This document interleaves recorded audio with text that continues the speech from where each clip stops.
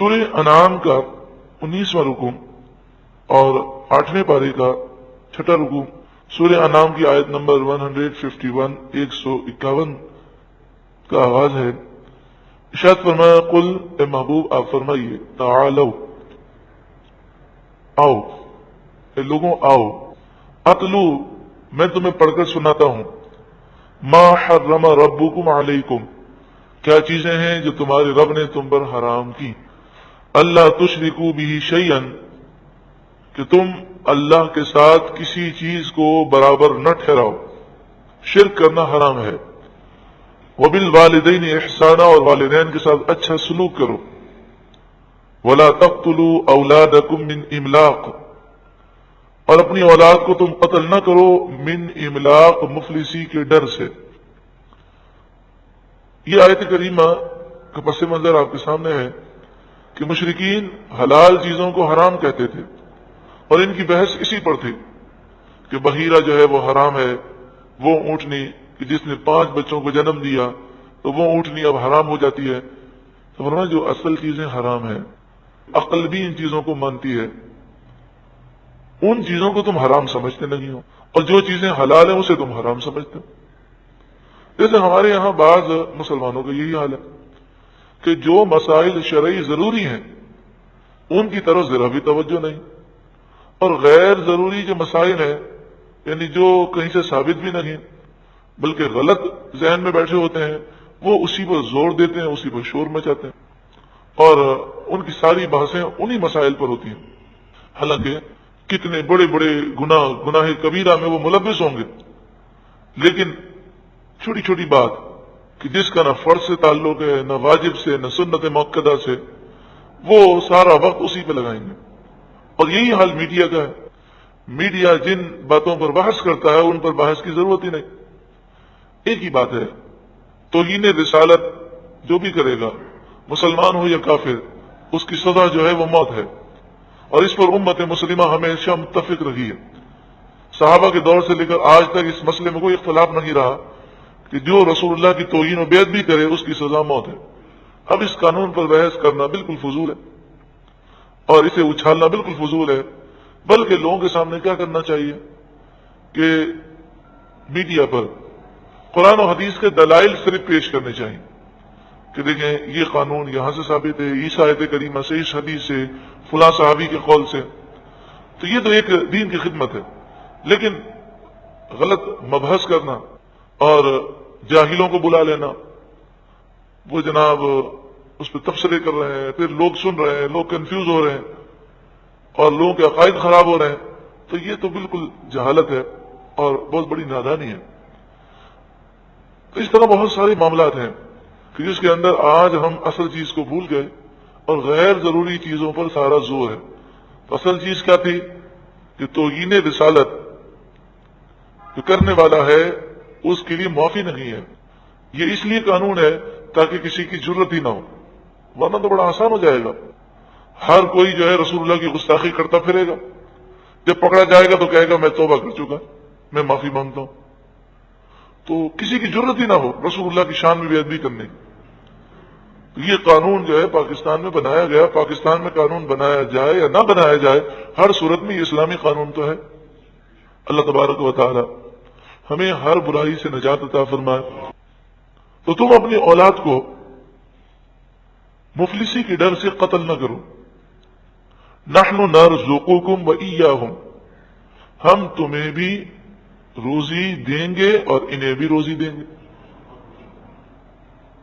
بچہ جو دنیا میں آتا ہے وہ تقدیر میں لکھا ہوا رزق ساتھ لے کر آتا ہے، باپ اور ماں اسے نہیں کھلا سکتے، اللہ کھلاتا ہے، تو روزی اللہ ہمیں بھی اللہ ہی دے رہا ہے اور بچوں کو بھی اللہ ہی دے گا۔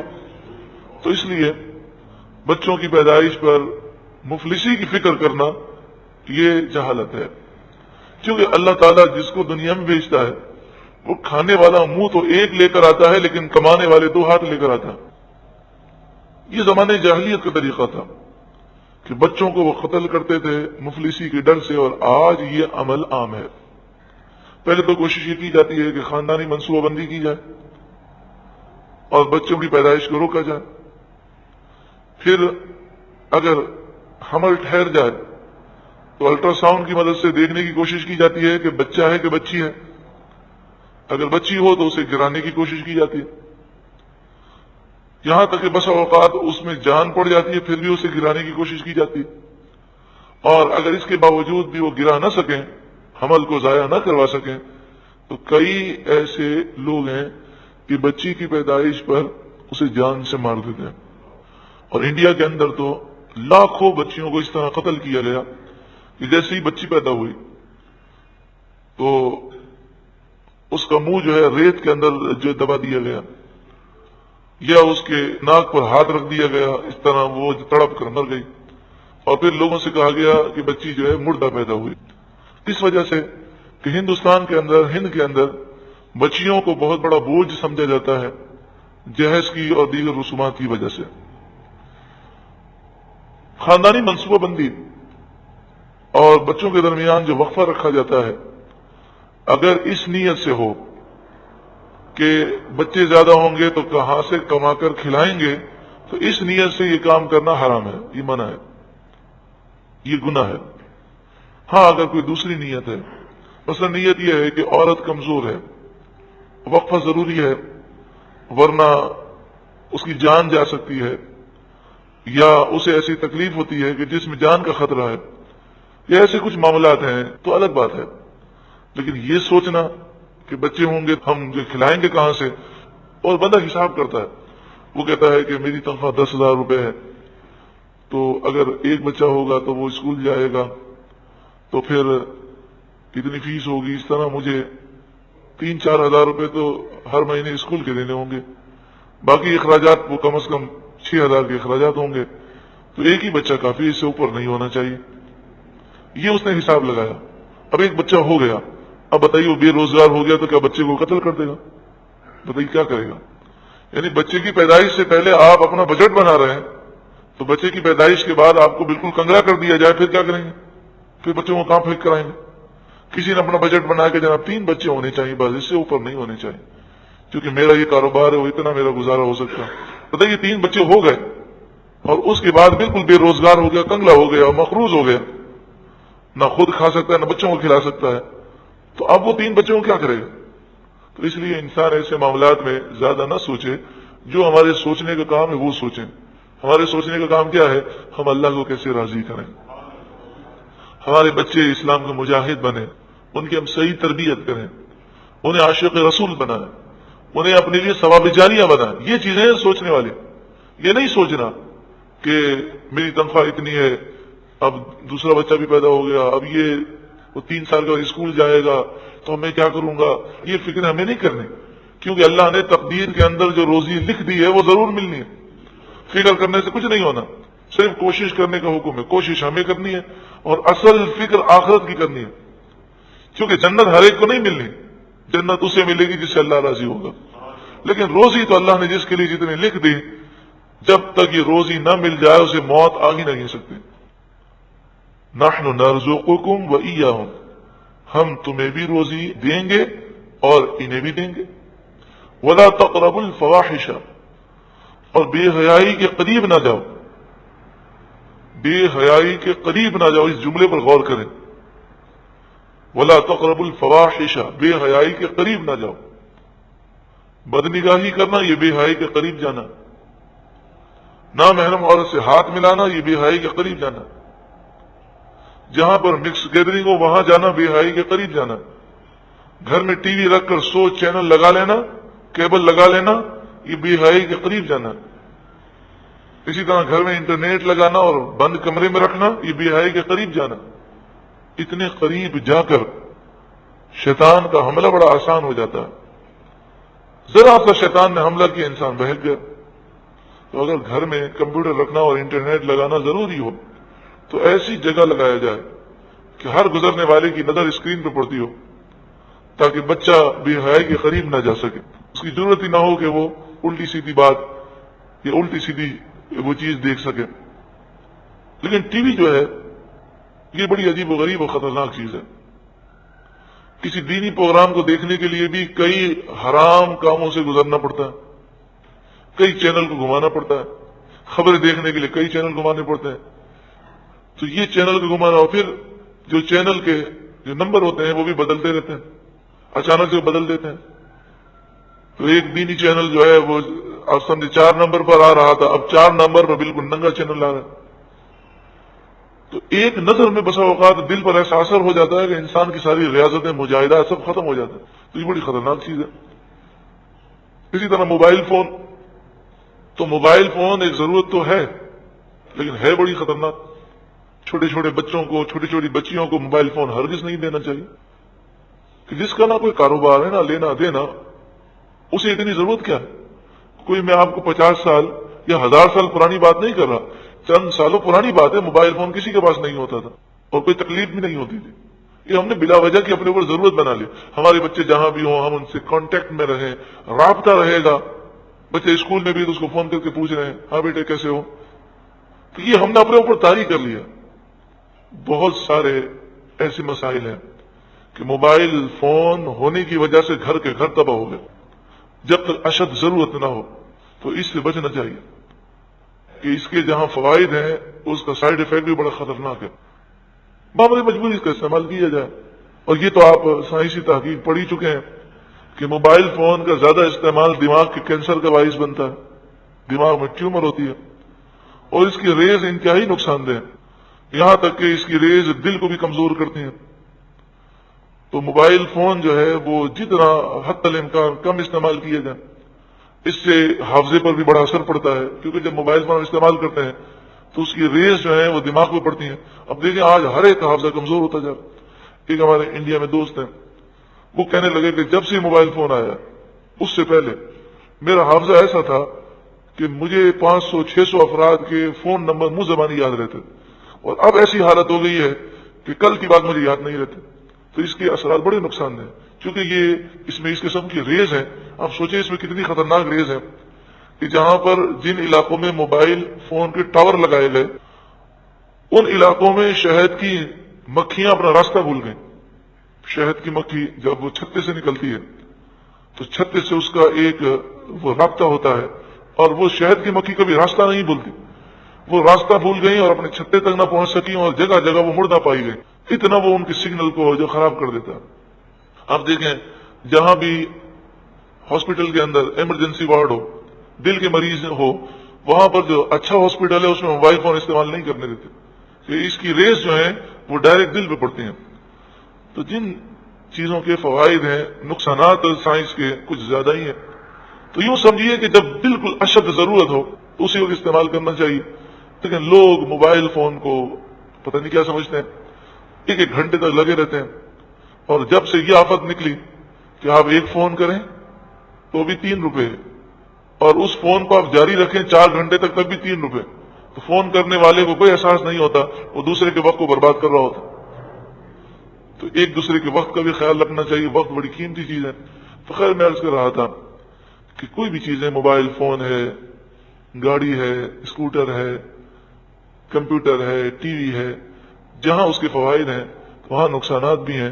لیکن ٹی وی اور انٹرنیٹ یہ تو ایک خطرناک ترین چیز ہے.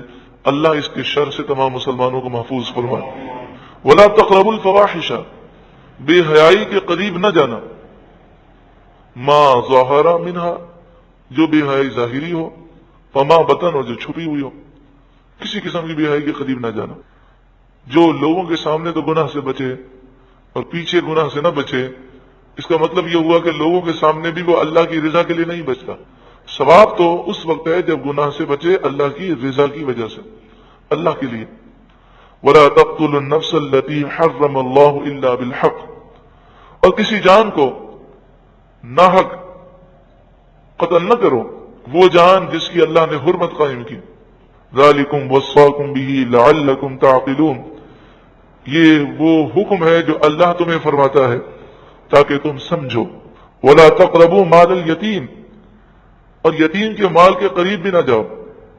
الا باللتی ہی احسن، مگر بہت اچھے طریقے سے. یعنی یتیم کا مال اگر ہاتھ میں پکڑو تو اس کی حفاظت کے لیے، اگر یتیم کا مال کاروبار میں لگاؤ تو اس کی بہتری کے لیے، یتیم کے فائدے کے لیے. حتی یبلغ اشدہ، یہاں تک کہ وہ یتیم جوانی کو پہنچے تو اس کا مال اسے واپس کر دو. وَأَوْفُوا الْكَيْلَ وَالْمِيزَانَ بِالْقِسْطِ، کیل ناپ، میزان وزن، ناپ تول انصاف کے ساتھ پوری کرو. لا نکلف نفسا الا وسعها، ہم کسی جان پر اس کی طاقت سے زیادہ بوجھ نہیں ڈالتے. وَإِذَا قُلْتُمْ فَعْدِلُوا، اور جب تم بات کہو تو انصاف کی بات کہو. وَلَوْ كَانَ ذَا قُرْبَى، اگرچہ تمہارے رشتہ دار کا معاملہ ہو، قریبی رشتہ دار کا معاملہ ہو، پھر بھی بات انصاف کی کرو اور کسی کی رعایت نہ کرو. وَبِعَهْدِ اللَّهِ أَوْفُوا، اور اللہ کے عہد کو پورا کرو. ذَلِكُمْ وَصَّاكُمْ بِهِ لَعَلَّكُمْ تَذَكَّرُونَ، یہ وہ حکم ہے جو اللہ تمہیں فرماتا ہے تاکہ تم نصیحت مانو، نصیحت کو سمجھو. وَأَنَّ هَذَا صِرَاطِي مُسْتَقِيمًا، اور بے شک یہ میرا سیدھا راستہ ہے. فَاتَّبِعُوهُ، تو تم اسی کی پیروی کرو. وَلَا تَتَّبِعُوا السُّبُلَ، اور راستوں کے پیچھے نہ چلو. فَتَفَرَّقَ بِكُمْ عَنْ سَبِيلِهِ، فتفرق، اگر اور راستوں کی طرف جاؤ گے تو وہ اللہ کے راستے سے تمہیں دور کر دیں گے. راستہ ایک ہی ہے، صراط مستقیم. اور صراط مستقیم کی پہچان کیا ہے؟ وہ راستہ جو صراط الذین انعمت علیہم ہے، اللہ والے جس پر چلے. انبیاء کا راستہ، صحابہ، صدیقین، شہداء، صالحین، اولیاء کاملین کا جو راستہ ہے وہ سیدھا راستہ ہے. اور اس کی دوسری پہچان جو حدیث پاک میں ہے کہ جب فرقے پیدا ہو جائیں، اور فرمایا 72 فرقے جہنمی ہوں گے، ایک فرقہ جنتی ہوگا. 73 فرقے ہوں گے، اس میں سے صرف ایک جنتی ہوگا. تو جب ایسا ہو جائے تو پھر آپ نے فرمایا کہ جو مسلمانوں کی اکثریت جس بات پر ہو، جس عقیدے پر، اسی کے ساتھ رہنا وہی صراط مستقیم ہے. تو مسلمانوں کی اکثریت رسول اللہ سے محبت کرتی ہے، حضور صلی اللہ علیہ وآلہ وسلم کی تعظیم و توقیر بجا لاتی ہے. میلاد شریف کرنا، بزرگان دین کے ایام منانا، مزارات کی تعظیم کرنا، یہ مسلمانوں کی اکثریت کے معمولات ہیں. ذالکم وصاکم بہ لعلکم تتقون، یہ وہ حکم ہے جو اللہ تمہیں دیتا ہے تاکہ تم گناہوں سے بچو. ثم آتینا موسیٰ الکتاب، پھر ہم نے موسیٰ علیہ السلام کو کتاب دی. تماماً علی الذی احسن، جو نیکوکار ہیں ان پر پورا احسان کرنے کے لیے. وہ تفصیلا لکل شیء، اور ہر چیز کی تفصیل. وہ ہدن اور ہدایت، وہ رحمتن اور رحمت. لعلہم بلقاء ربہم یؤمنون، تاکہ وہ اپنے رب سے ملنے پر یقین کریں. بلقاء ربہم، اپنے رب سے ملاقات پر. یؤمنون، وہ ایمان لائیں، یعنی وہ مان لیں کہ ایک دن مرنا ہے، پھر اٹھنا ہے، حساب ہونا ہے، عذاب و ثواب کا فیصلہ ہونا ہے، اور اللہ والوں کو اللہ کا دیدار نصیب ہونا ہے.